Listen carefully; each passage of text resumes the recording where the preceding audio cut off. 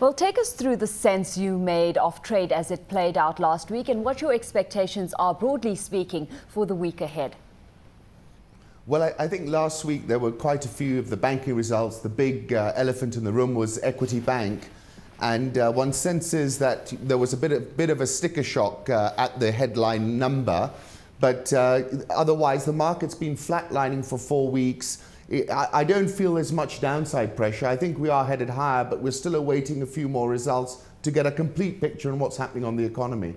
Of course, while all of these results come to the fore here, despite all of that company news, especially on that earnings front, the activity we're seeing here, all eyes seem to be on the debt market at this stage of the game as investors continue to contemplate the effect of this new 365-day T-bill that's been issued. What impact do you anticipate this to have on the equity segment as we progress through this week specifically?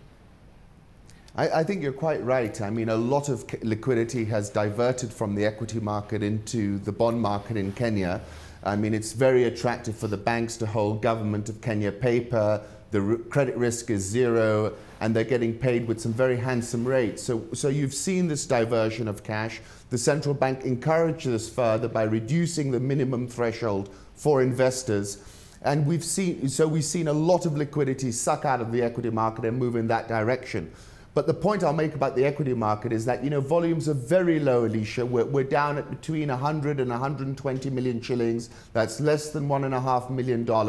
So it really does not take much incremental buying to support this equity market. So I'm reasonably bullish about the equity market. On the bond market side, I think, we're seeing investors search for yield across the globe. Things like the Zambian kwacha, the Kenya shilling, they're playing double-digit rates versus dollars. And I think you've got a lot of carry money, especially from offshore, coming to play that game. At the same time, there is this broader economic picture to consider here, where analysts are watching the effects of interest rate adjustments and the impact this is likely to have on liquidity, on inflation, and investment levels as well. What's your outlook on that front?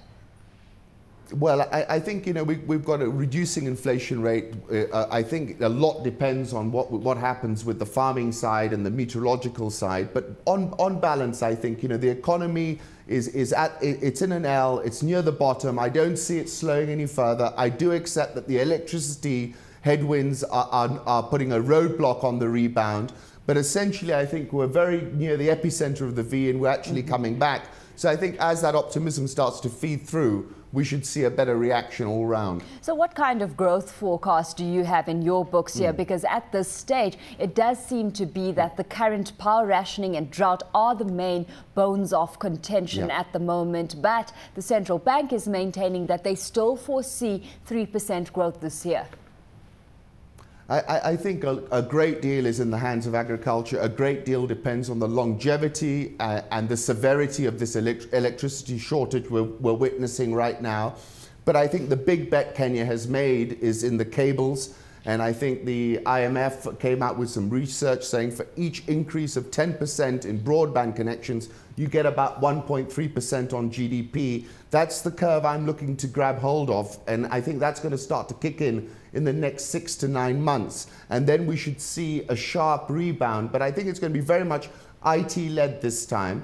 On the agricultural side, actually it benefits us. For example, take tea. This reduction in supply is getting a far greater price kick.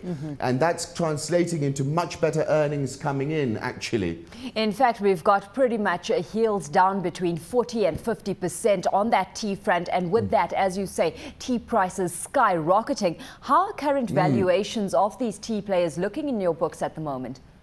Well, I mean, they look completely out of whack. Tea price earnings ratios in Kenya averaging 5. The cheapest Indian tea company I can find is at a P of 17. The agricultural counters like Kakuzi are on a P of 2.5. I mean, these are so egregious, they're plain embarrassing. The problem is that there's very little supply available. And I think what we're seeing on a macro scale is a major, major shift higher in the soft commodities. And it's a disjunctive move. I think it's really a very, very key move.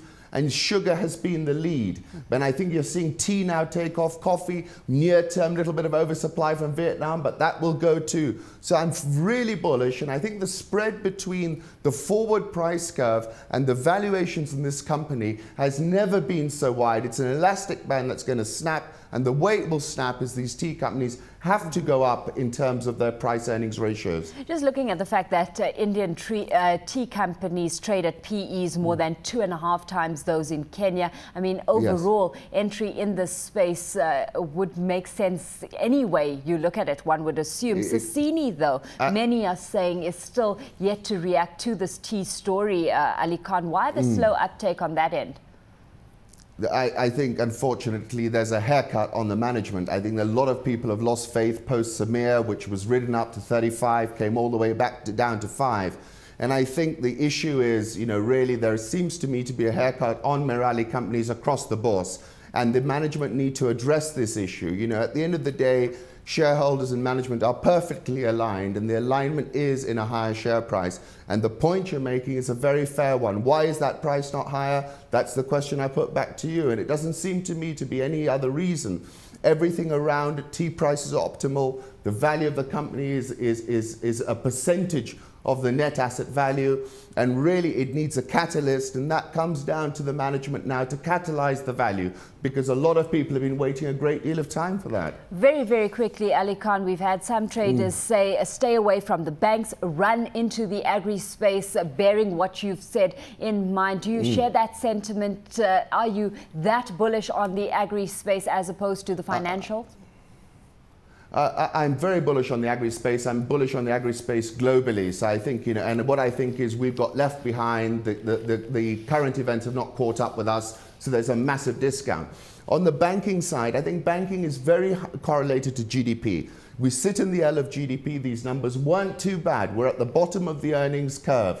And I think you're going to see a consistent and an interesting rebound. I think analysts are a little bit nervous with the amount of provisioning in the Kenyan banking sector. There is a school of thought that there isn't enough, and I think that's what's holding people back. But when the rebound comes, the place to be will be with the banks.